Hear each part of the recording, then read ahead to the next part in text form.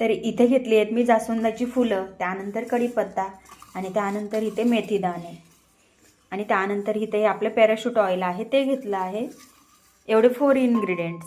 Okay, चला बनवूयात मग आपण तेल. खरंच एकदा केसांसाठी असं तेल वापरून बघा, तयार करून बघा, अमेझिंग रिझल्ट तुम्हाला मिळतील. आठवड्यातून किमान 2 वेळा तरी नक्की ट्राय करा आणि ह्याचे रिझल्ट्स तुम्ही नक्की बघू शकता.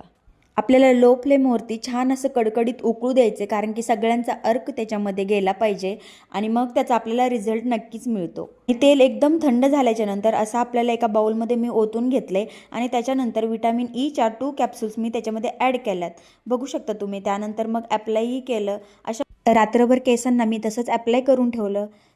सेकंड डेला हेअर वॉश केला आणि छान असं हेअर सिरम लावून घेतला आणि बघू शकता तुमच्यासमोर रिझल्ट आहे. नक्की तुम्ही ट्राय करून बघा आणि मला सांगा. बाय.